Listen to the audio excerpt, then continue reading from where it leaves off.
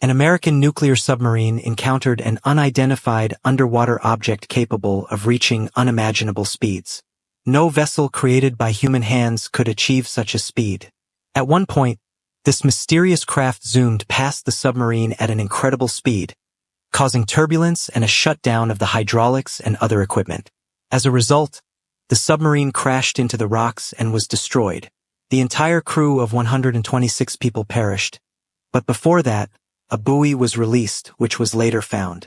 Not far from the submarine wreck site, a team of underwater researchers is working, searching for oil deposits. The military approaches them, informing them that their company has been ordered to assist the Navy in a rescue operation.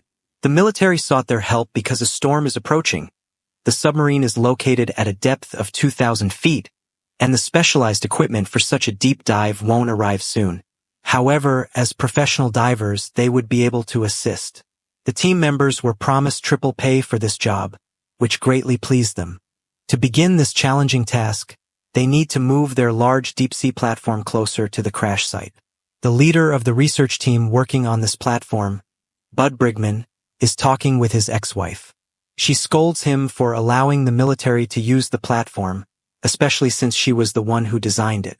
As a result, Brigman's ex-wife, Lindsay, decides to join the team. She, along with several military personnel, descends in a special deep-sea module and joins the crew. Bud and Lindsay exchange sharp remarks, getting on each other's nerves a bit. Afterward, Bud throws his wedding ring into the toilet but immediately retrieves it. The platform is towed to the required location and secured. The team, along with the military, discusses how the operation will proceed. The operation will be led by Lieutenant Coffee, who orders everyone to be ready in 15 minutes. Since they will be diving to great depths, the divers must breathe a special liquid, an oxygen-enriched emulsion. One of the military personnel demonstrates the effectiveness of this liquid on a team member's pet. He submerges a rat into the liquid despite the pet owner's panic. The divers begin their descent, accompanied by Lindsay and two other team members who are operating special deep-sea submersibles. Several divers conduct an external inspection of the submarine, assisted by a small, remotely operated vehicle. The submarine contains 192 nuclear tactical warheads, each 5 times more powerful than Hiroshima. The divers enter the vessel and inspect various sections, where they find the deceased crew members. 4 divers entered the submarine, including Brigman, his colleague, and 2 military personnel.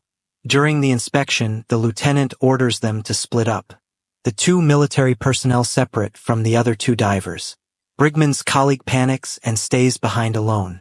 Brigman continues alone, as he needs to check several more compartments where there might still be air and possibly survivors. Suddenly, Brigman's colleague's flashlight stops working, causing him to panic. After a few minutes, he sees something emitting light. This creature starts approaching him, but in a panic he begins to flee, hits something, and starts convulsing. Meanwhile, Lindsay is in the deep-sea submersible and suddenly sees some glowing object moving very quickly. It stops for a moment and then continues descending into the abyss. After this, all the electronics in the submersible start functioning again. Everyone returned to the platform. One diver, the one who had convulsions, was in a coma. Bud and Lindsay discuss what she saw. She says that both she and the colleague who is in a coma saw something. The military also knows that she saw something. They discuss this with their superiors, suggesting that it might have been the Russians. The military receives orders to proceed to the second phase of the operation. They need to retrieve one of the warheads from the submarine and then await further instructions. The team watches the news and panics a bit, thinking they are in the middle of an international scandal with Russian submarines everywhere, and unsure how it will all end. Meanwhile, Lieutenant Coffee takes a deep-sea submersible with his men and heads toward the submarine. A hurricane is raging above, and the ship above the platform needs to be detached. Soon, Coffee and his team return, bringing something onto the platform. Lisa, one of Brigman's team members, sets out in a deep-sea submersible to disconnect the cable, but she struggles to do so. The storm pushes the ship, dragging the platform toward a deep trench. After this, the crane holding the cable detaches from the ship and falls downward. Brigman is informed that the crane might fall onto the platform. The crane falls near the platform. Seems like everything is fine, and nothing else could go wrong. However, the crane's debris, perched on the edge of the abyss, fails to hold and plunges downward. The platform is still attached to the crane, which is now pulling it into the trench. Suddenly, the platform shifts and starts moving toward the edge. The platform sustains some damage, causing water to flood in, along with other damages. But the platform stops at the edge of the abyss. Some team members drown in the water as the platform's compartments begin to close automatically in such a situation. One of the military personnel also dies. Bud manages to survive thanks to the wedding ring he decided not to throw away. Lindsay and Bud try to figure out how to repair the damage to avoid suffocating from a lack of oxygen and freezing due to the drop in temperature. They decide to go outside, where there are tanks they can connect to in order to solve the impending problems. Lindsay, accompanied by a remotely operated vehicle, exits the platform to carry out the plan. She works on the edge of the abyss, but suddenly, problems with the electronics begin, the lights go out, and the vehicle accompanying Lindsay shuts down. While she is trying to work, a glowing object appears behind her. She turns around and sees an underwater vessel, glowing in shades of blue and pink. Lindsay is speechless, mesmerized by this sight. The object disappears, and in its place, a massive ship rises from the abyss, emitting even more colors. This ship is made of transparent materials, allowing her to see some rotating mechanisms inside. The ship remains motionless for a while, giving Lindsay a good look at it. She approaches closer, feeling not fear, but pleasant excitement and admiration for what she is seeing. She gets so close that she can touch the shimmering object with her hand. She does so without fear, thrilled by the contact with something unknown. The ship then slowly begins to descend into the depths of the trench. Lindsay grabs a camera to record it, but the glowing ship quickly vanishes into the darkness of the abyss. The smaller glowing object also disappears into the abyss.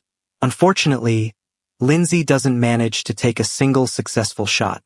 The team, especially Bud, is skeptical and doesn't believe her. She tries to convince him that she saw something not made by humans. It was a machine, but it was alive, not made of metal. Later, one of Bud's team members spies on the military as they tamper with the warhead they retrieved from the submarine.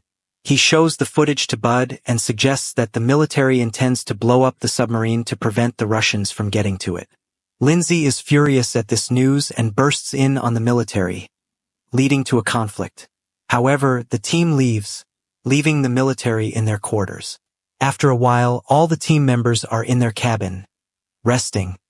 Some are already asleep. Then something supernatural happens with the water. It moves through the platform's corridors, even opening the locked cabin where the people are. Everyone is asleep and unaware of what's happening. Suddenly, Lindsay is the first to wake up and see what's going on. She is bewildered by the sight and wakes Bud and the other team members. This water snake approaches Lindsay and Bud. Suddenly, the water deforms, and everyone clearly sees a water portrait of Lindsay. Lindsay smiles, and her smile also appears on the water portrait.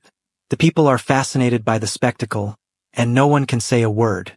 Lindsay sticks out her tongue, and the water changes shape with the water portrait of Lindsay also sticking out its tongue. In this way, someone is trying to communicate with them. Suddenly, this playful water snake leaves their cabin and heads somewhere. Everyone runs after it. The water moves exactly to the cabin where the warhead is located. So someone is using water to show people what the problem is connected with. The military also sees this sight, after which Lieutenant Coffee closes the door, and the water disappears.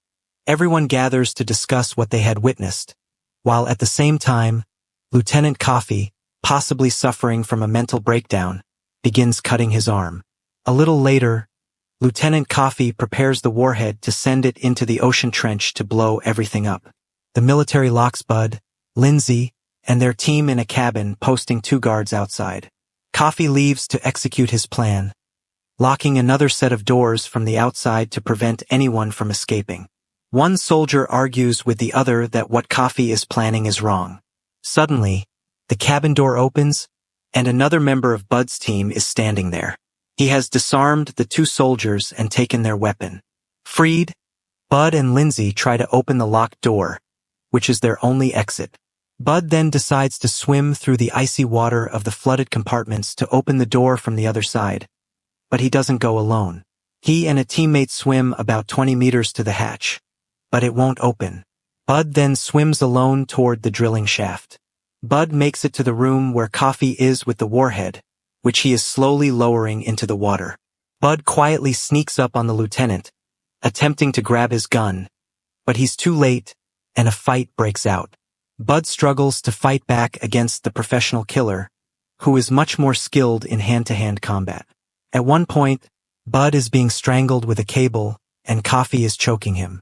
Just when it seems like Bud is about to die, his teammate, who feared he wouldn't make it as far as Bud, arrives and delivers a strong blow, knocking out Lieutenant Coffee. However, Coffee quickly regains consciousness, jumps into a submersible and dives underwater. Bud frees his trapped teammates, dons his diving gear, and goes after Coffee. Bud tries to detach the warhead but can't, so he ties it with a cord. Coffee attempts to launch the warhead, but it's secured. Coffee then steers his submersible to try and ram and kill Bud. Bud dodges, but Coffee comes after him again. At that moment, Lindsay enters the fight, piloting another submersible, and helps Bud. Meanwhile, the small submersible with the warhead breaks free, and Lindsay must catch it. Bud assists her, and they manage to secure the warhead. But the victory is short-lived as Coffee reappears and resumes the fight. Eventually, the warhead plunges into the trench, set to explode in just over 2 hours. Lindsay then faces off against Coffee. In the end, Coffee's submersible falls into the abyss, and he perishes. What follows are dramatic events as Bud and Lindsay are trapped in the damaged submersible, which is filling with water. They also have only one diving suit, meaning only one of them can possibly survive. They decide who will wear the diving suit to maximize their chances of survival.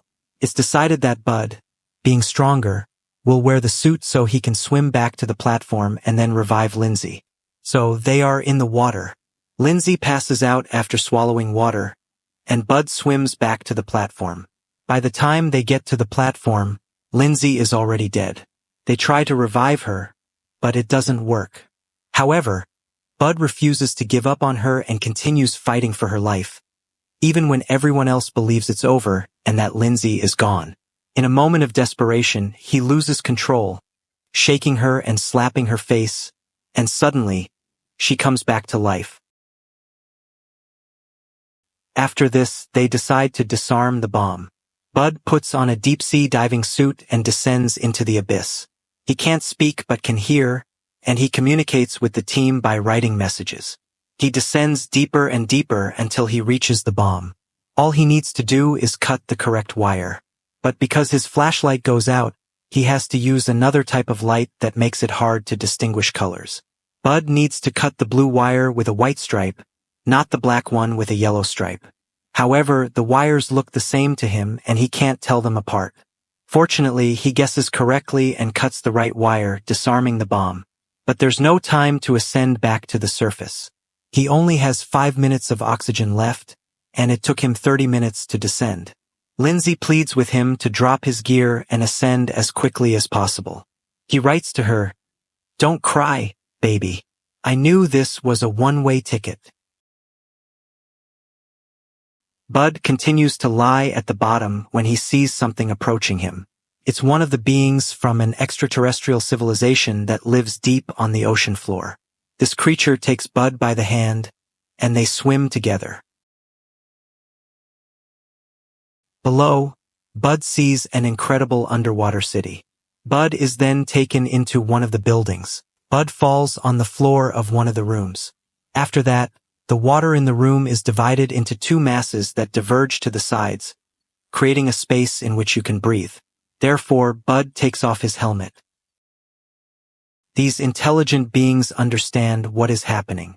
They realize what the nuclear bomb could have done if it had detonated.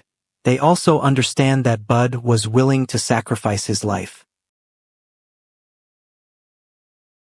They save him and the entire team, who fought to ensure no harm came to the underwater world.